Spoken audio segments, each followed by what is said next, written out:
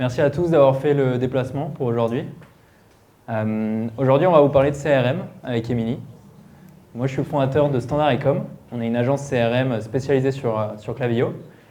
Et pour la petite anecdote, moi, de base, j'étais e-commerçant. En fait, quand j'étais au lycée, j'achetais des climatisateurs pour bureau que je faisais livrer chez mes parents et je revendais ensuite au Royaume-Uni sur un site que j'avais développé sur Shopify. Et pour faire du trafic, j'utilisais Google Ads et je trouvais que c'était hyper cher.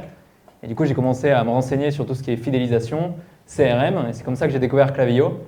Et en études sup, j'ai arrêté mes études. Mes parents, ils ont failli me tuer à ce moment-là. Et pour lancer Standard Ecom il y a 4 ans.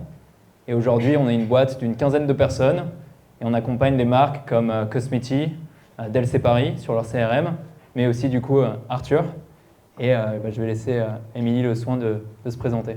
Bonjour à tous, donc moi je suis Émilie, je suis directrice digitale et CRM pour la marque Arthur. Donc Arthur, je ne sais pas si tout le monde connaît, mais c'est une marque familiale et française qui a été créée il y a une quarantaine d'années maintenant, qui est toujours dirigée par un de ses fondateurs. Et on est spécialiste en fait des essentiels du quotidien, donc les pyjamas, les caleçons, les boxers, les chaussettes. Et on a une quarantaine de boutiques en France. On est aussi présent via un site internet, du wholesale et des marketplaces. Voilà, on voulait le sujet d'aujourd'hui c'était le CRM et en fait les enjeux qu'on avait chez Arthur. On a migré en fait de Splio à Klaviyo il y a 1 an exactement. Moi j'avais besoin d'avoir un outil qui soit un peu plus performant, un peu plus complet. Je trouve que sur Splio, je n'étais pas connectée en API, donc j'avais plein de flux que je ne pouvais pas mettre en place et qui étaient assez frustrants. C'était vraiment un des points de départ. Et aussi, comme tu l'as dit, pour ta petite expérience personnelle, les coûts d'acquisition augmentant, la fidélité est hyper importante pour aussi générer du chiffre d'affaires. Donc on voulait être un peu moins dépendant du paid et développer encore plus notre fidélité via le CRM. Et aussi d'avoir un peu plus de connaissances sur nos clients, parce qu'aujourd'hui, je n'avais pas vraiment d'outils qui me permettaient vraiment d'analyser ma base de données réellement. On vous a fait un petit schéma, parce que donc, le sujet au départ c'était sur l'omnicanalité. Donc pour comprendre, contrairement nous, à Make My Limonade, on n'est pas sur Shopify POS, on a un outil qui s'appelle Cashmere en POS, on est bien sur un site qui est sur Shopify. Mais du coup, on a une brique RCU, programme de fidélité omnicanal, qui vient faire le lien entre tout ça. Et donc, on a Klaviyo qui est connecté directement à notre Shopify, mais pour alimenter Klaviyo de toutes nos données boutiques, du coup, on passe par le RCU. Et c'est dans cette logique, en fait, que j'ai fait appel au départ à Tom, parce qu'au moment de la migration, il fallait que j'aille vite, j'avais 2 mois de migration, je devais du coup connecter toutes ces données boutiques rapidement dans Klaviyo en faisant proprement et surtout mettre en place tous mes flux fidélité le plus vite possible pour ne pas avoir de rupture dans mon programme de fidélité. Donc j'avais besoin d'avoir vraiment leur expertise pour gagner en efficacité. Et en fait, notre plus-value ici, c'est que peut-être que parmi vous, certains utilisent déjà Klaviyo comme CRM. Et le retour que j'ai énormément de la part des marchands, c'est qu'on est tous d'accord pour dire que Klaviyo, c'est un super outil, il est très poussé, on peut faire énormément de choses. Malheureusement, on n'a pas le temps en interne de le développer et on a l'impression d'utiliser l'outil à 15% de son potentiel. Et là, notre rôle, justement, c'est de dire voici ce qu'on peut faire sur l'outil et ensuite vous aider à le déployer. Et c'est ce qu'on a fait pour Arthur. Et aujourd'hui, vous avez un peu une vue globale. Et je vais peut-être laisser Émilie davantage expliquer, mais une vue globale aujourd'hui sur la stratégie CRM côté Arthur. Ouais, donc du coup, on a mis en place assez rapidement finalement un certain nombre de flows. Donc on a 12 flows qui tournent à la fois sur de l'acquisition et de la rétention. On est sur à peu près 3 campagnes par semaine en moyenne. Et aujourd'hui, les chiffres qu'on observe, on est sur un chiffre d'affaires généré par Klaviyo de 30%. Donc chiffre d'affaires, 30% sur le chiffre d'affaires global de l'entreprise boutique plus 6, c'est plus e-commerce. Et c'est à peu près 40% qui est généré via les flows et 60% sur les campagnes. Si on rapporte ce chiffre plus juste au digital, on est sur 45% aujourd'hui de notre chiffre généré par Klaviyo, avec une répartition plus de l'ordre de 50-50, ce qui s'explique forcément avec les flux type panier abandonné, etc. dont tu vas parler après. Et pour que vous puissiez justement vous projeter un peu sur qu'est-ce que c'est la norme, parce que là on vous dit du coup 30% de chiffre d'affaires attribué au CRM, donc ça inclut et les boutiques et le site, et donc 45% si on regarde que la partie e-commerce qui est attribuée au CRM.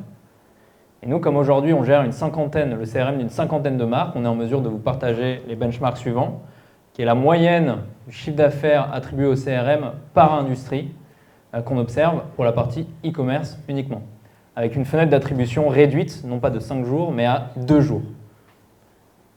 Donc une fenêtre d'attribution qui est un peu moins généreuse que la majorité des outils le font aujourd'hui. Si vous voulez prendre des photos de ce benchmark, ouais, n'hésitez pas. Je vois que quelques personnes sortent le téléphone, non, n'hésitez pas. Et ce qu'on vous propose aujourd'hui, c'est de voir 3 piliers avec Émilie de stratégies qu'on a mis en place sur la partie CRM. Et la première, c'est la mise en place des flows. C'est basique, tout le monde sait ce que c'est les flows. Maintenant, on va vous montrer concrètement ce qu'on a mis en place. Ce que vous avez sous les yeux, c'est le parcours typique d'un acheteur e-commerce qui va arriver sur votre site, visionner un produit, par exemple l'ajouter au panier, acheter, ensuite revenir pour acheter un produit complémentaire, et ensuite il va finir par churn. Donc il va arrêter d'être votre client, ce qui est normal. Et la plupart des marques, de ce que j'ai observé, sont au niveau 1 de maturité de couverture du parcours client. Généralement, on a la relance de panier abandonné qui est active, on a pourquoi pas une welcome série, de la collecte d'avis client, mais on ne va pas plus loin. Je serais curieux de savoir, à main levée, qui ici pense qu'il a le niveau de maturité numéro 1 sur le CRM. Ok, quelques mains qui se lèvent. Je vais vous montrer maintenant le niveau de maturité niveau 2, quand on commence à mettre en place davantage de flow, à la fois sur la partie acquisition et rétention. On va avoir par exemple de la relance d'abandon de vue produit, du post-achat, du win-back pour essayer de récupérer les acheteurs inactifs. Même question ici, à main levée, qui se retrouve plutôt dans le niveau 2 ? On a davantage de mains du coup. Ok, donc le niveau 2 est plus représenté. Et enfin le niveau 3, et c'est celui qu'on est allé chercher avec Arthur, avec 12 mois de collaboration, c'est une couverture complète du parcours client, à la fois sur la partie activation pour convertir le trafic sur le site, mais aussi la partie rétention. On arrive à collecter des numéros de téléphone, des emails, on a des acheteurs, comment est-ce qu'on fait en sorte que ces acheteurs uniques reviennent et on les fidélise. Et donc vous avez ici la cartographie complète des flows qui sont en place côté Arthur pour améliorer la conversion du parcours client. Et je vous propose qu'on fasse un zoom sur un flow en particulier, qui est par exemple le post-achat web. Ouais, voilà, donc c'est en fait, déjà, on a scindé en fait notre post-achat web et notre post-achat boutique en fait dans Klaviyo. C'était important pour nous parce que typiquement on va pas poser les mêmes, on va pas envoyer les mêmes communications en fait aux clients. Et donc là on fait un petit focus sur le post-achat web qu'on a décomposé en fait en 4 étapes. Donc la première étape avec un email de remerciement relativement classique où on a tout le storytelling de la marque, on met en avant le programme de fidélité, voilà, l'idée c'est vraiment d'ancrer la relation avec la marque. Donc celui-là il est à J+5, après à J+15 on est sur un email plus sur des conseils d'entretien, vraiment on prône la durabilité de nos produits, donc c'est aussi comment on les entretient au jour le jour pour pouvoir avoir des pièces qui durent. À J+45, donc là on commence à faire vraiment de la vente complémentaire, donc avec les produits liés disponibles dans Klaviyo et qui fonctionnent très très bien.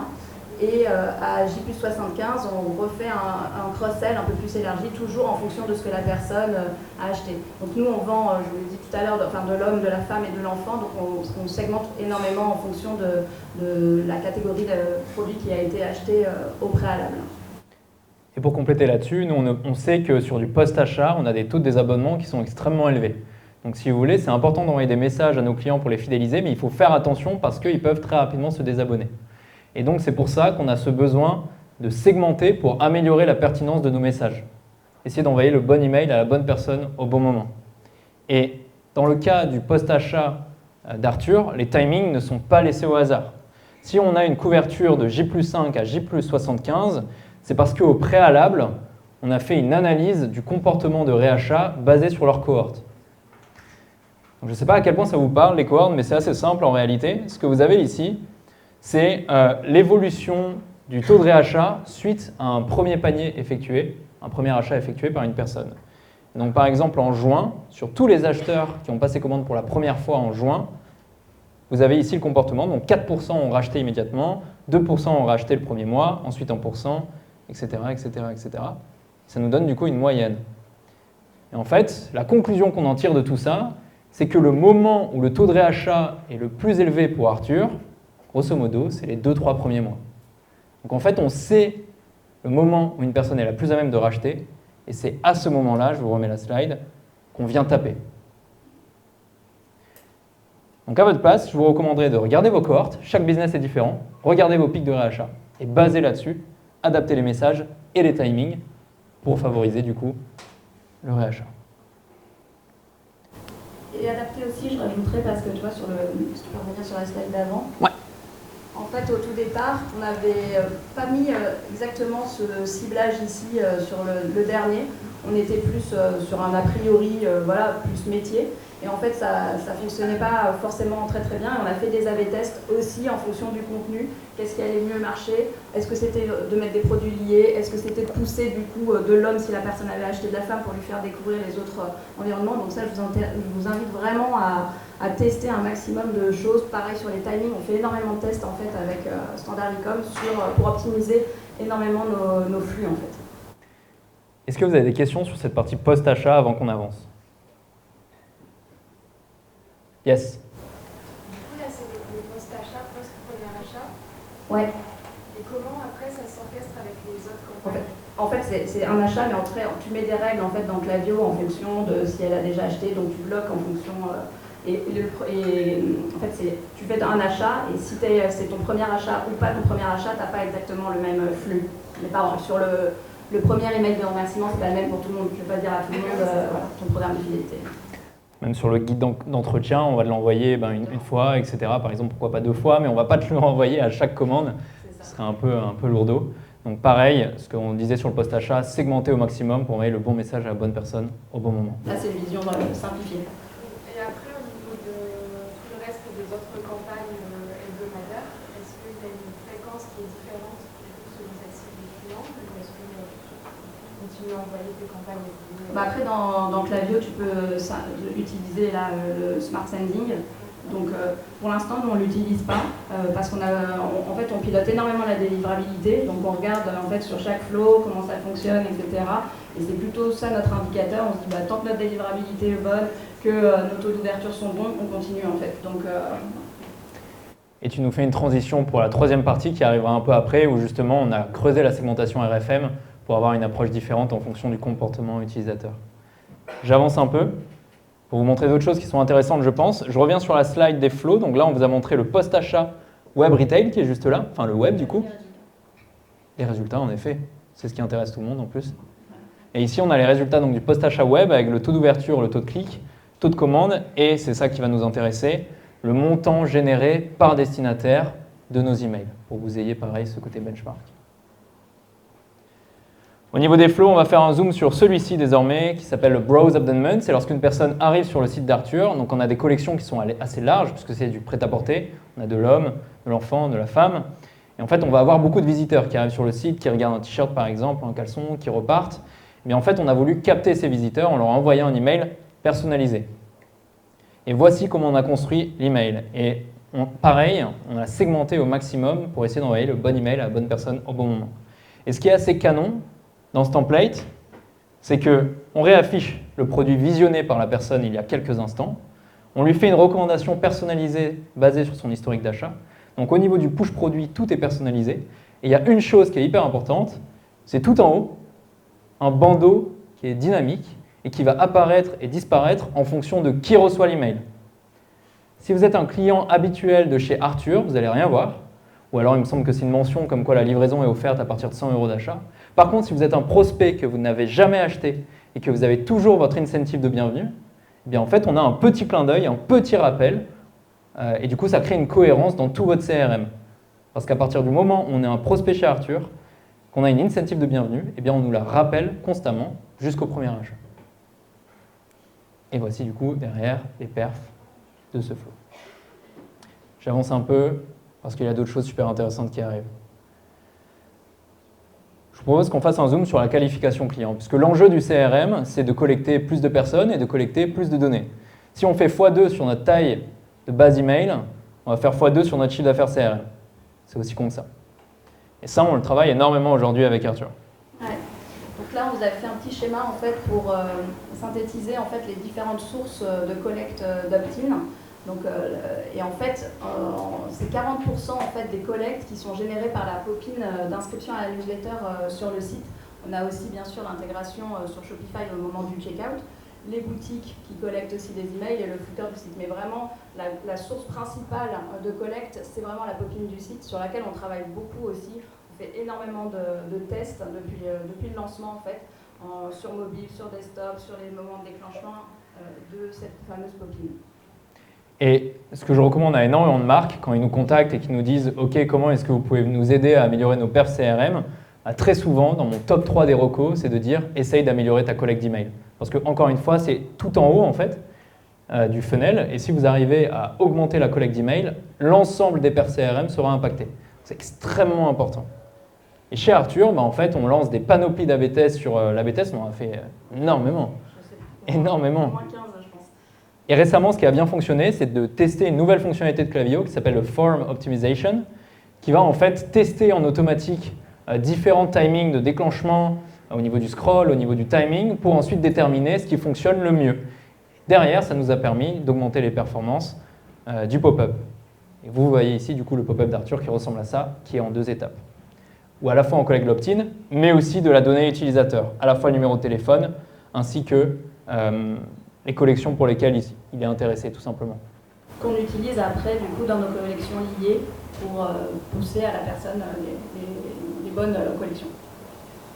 Dans le but, justement, d'améliorer les performances, quoi.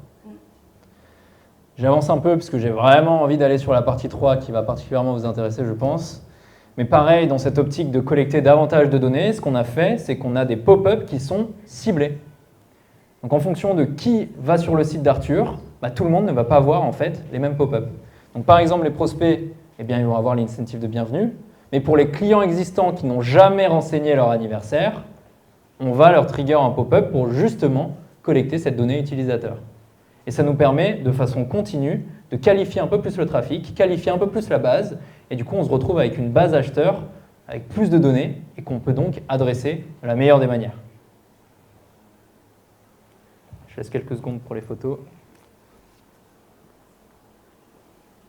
Est-ce que tu veux rajouter quelque chose, Émilie, avant qu'on passe à la phase 3 ? Le résultat, là-dessus, on est très content parce que c'est vrai qu'on était mal qualifié sur l'anniversaire à la base, parce que déjà, ce n'était pas natif dans le Shopify, donc sur la base de données e-commerce, on avait assez peu de données. Et en boutique, maintenant, elles le font systématiquement parce que ça fait partie aussi de notre programme de fidélité. Il y a une incentive si on donne sa date anniversaire, donc c'est plus facile pour elle d'avoir un argument pour la collecter. Mais en tout cas, sur le site, c'était un des meilleurs moyens qu'on a trouvé pour le faire. Donc vous l'avez compris, côté Arthur, on a mis en place des flows pour couvrir le parcours client, on travaille la collecte d'emails, on a les campagnes qui tournent, donc on a une base CRM, un socle qui est solide et qui fonctionne. Et maintenant, tout l'enjeu avec Arthur, après 1 an d'accompagnement, c'est de se dire comment est-ce qu'on va plus loin, comment est-ce qu'on va chercher encore plus de performance CRM. Ça passe par la segmentation. Et on s'est tourné donc vers la segmentation RFM. Pareil, à main levée, juste pour savoir, pour que je puisse adapter ensuite le discours, qui a déjà entendu parler de segmentation RFM en CRM? Ok, quasiment tout le monde. Deuxième question, pareil à main levée, qui serait capable aujourd'hui d'expliquer précisément ce qu'est la segmentation RFM et comment ça fonctionne et comment les calculs fonctionnent?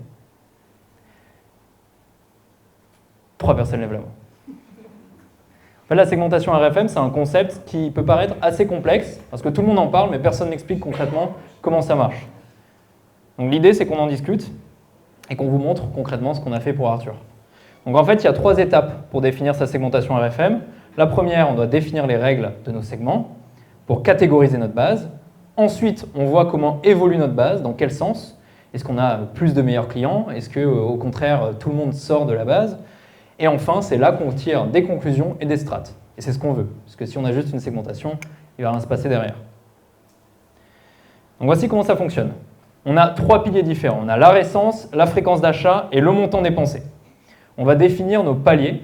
Donc par exemple, toutes les personnes qui ont acheté dans les 120 derniers jours, on va leur attribuer 3 points. Toutes les personnes qui ont acheté entre 121 et 365, on va leur attribuer 2 points. Et ceux pour qui ça fait plus d'un an, c'est seulement 1 point. Donc il y a un barème, si vous voulez. On fait pareil sur la fréquence, pareil sur le montant dépensé. Et ça nous donne à la fin, non pas une note, donc on ne va pas cumuler, si vous voulez. On ne va pas faire 3, plus 2, plus 1. On va avoir un barème. Donc par exemple, moi, Tom Beuglin, je suis un client chez Arthur. J'ai acheté il y a plus d'un an, donc je vais avoir 1. J'ai fait 2 achats dans ma vie d'acheteur, donc je vais avoir 2. Et le montant que j'ai dépensé, c'est moins de 60 €, donc je vais avoir 1. Et donc Tom Beuglin, dans la base d'Arthur, il sera catégorisé 1, 2, 1. OK ? Chaque acheteur aura donc une suite de 3 nombres, si vous voulez. Et une fois que ça c'est fait, vous pourrez aller voir sur Internet, en fait, pour chaque segment RFM, il y en a 6, les champions, les loyaux, récents, needs attention, at risk et inactive. Ça correspond à des barèmes. Par exemple, les champions, ça va être les 3, 3, 2, 3, 3, 3, 3, 2, 3 par exemple. Ça, vous pourrez voir sur Internet. Ça, c'est facile. Et ensuite, du coup, en fait, on a notre base qui est catégorisée en fonction de ces 6 segments. Champions, loyaux, récents, need attention, at risk, inactive. Et on a du coup une répartition de la base que vous voyez ici avec la jauge. Déjà, important. Est-ce que vous avez des questions sur la façon de calculer avant qu'on avance? C'est important que tout le monde comprenne. Ça va? C'était clair? Ok, génial. Je rajoute juste un truc, si tu peux revenir sur la slide d'avant, sur l'indicateur. Ah oui, très bien. C'est le C'est plus important, je pense. Ouais. En fait, parce que par défaut, dans Klaviyo, on a commande passée qui est l'indicateur de Shopify et on avait commande passée qui était l'indicateur lié aux commandes boutique. Et donc, on a créé en fait un indicateur PlayStorder omnicanal qui vient combiner les deux pour pouvoir vraiment avoir une vision omnicanal de notre RFM. Moi, ça ne m'intéresse pas d'analyser mes clients que web ou que boutique séparément. Donc, Et donc, une fois qu'on a notre répartition RFM omnicanal, du coup, basée sur les données boutiques et eShop, tout émergé, on va pouvoir ensuite regarder l'évolution. Donc en fait, par rapport à une plage de dates données, on va regarder l'évolution à aujourd'hui pour voir comment se comporte notre base en fait, pour comprendre les comportements. Et en fait, ce qu'on a observé chez Arthur, et là on a les perfs en fait, d'Arthur, grosso modo, on s'est rendu compte que des loyaux et des champions sont en croissance. Ce qui veut dire que tous les efforts qu'on fait côté fidélisation, que ce soit les flows, que ce soit le programme de fidélité, ça fonctionne aujourd'hui. Et qu'on n'a pas besoin de venir encenser les loyaux et les champions avec de la promo inutile. Et par contre, on s'est rendu compte, par exemple, que tout ce qui est inactive s'accumulait aujourd'hui. Donc en fait, chez Arthur, on a une accumulation vers le haut, mais aussi vers le bas. Et ça nous permet du coup ensuite de tirer des stratégies. Concrètement, qu'est-ce qu'on en fait? Et ces stratégies vont être propres pour chaque segment. Et je vous ai donné ici l'exemple des conclusions qu'on tire pour 2 segments en particulier. Pour les champions, vous avez compris, la feed fonctionne. Donc ça ne sert à rien de balancer de la promo. Là, on va avoir une approche différente. Ça va être plutôt des avantages fidélité un peu uniques. Ça va être des accès early bird en quelque sorte. Donc en fait, c'est un peu du clienteling pour créer une relation. Mais on n'a pas besoin de bourriner pour qu'ils rachètent parce que ça marche déjà. Par contre, pour ceux à risque, eh bien, en fait, on va avoir des flows segmentés pour eux, avec un peu plus de promo, et on va avoir une stratégie éditoriale aussi au niveau des campagnes qui sera, et là on répond à ta question de tout à l'heure, qui sera du coup adaptée pour les récupérer.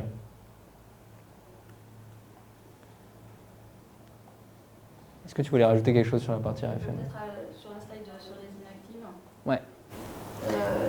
En fait, aujourd'hui, on n'a pas de flow de nettoyage en fait, de la base de données. Donc c'est justement, donc en fait finalement ce plus 307%, il est un peu biaisé. Et donc c'est quelque chose qu'on va mettre en place pour vraiment nettoyer la base de données si on est inactif depuis plus de, par exemple, 2 ans, pour avoir une vision un peu plus claire de notre base de données et de son évolution. Et c'est comme ça, et là aujourd'hui on a défini les segments pour Arthur, on a défini les stratégies pour chacun des 6 segments, et aujourd'hui la priorité c'est la mise en place de ces strates, à la fois côté flow, à la fois côté éditorial. Et c'est comme ça qu'on passe encore au niveau supérieur sur la partie CRM pour aller chercher plus de performance. Et ça aujourd'hui on le fait pour Arthur, et on a l'occasion de le faire pour tout type de marque. Vous avez ici quelques-uns de nos clients. Et comme j'ai vu que certains d'entre vous prenaient pas mal de photos pendant la presse, n'hésitez pas à scanner le QR code et je vous enverrai directement toutes les slides dans quelques jours. C'est mon pop-up à moi, en quelque sorte. Merci beaucoup.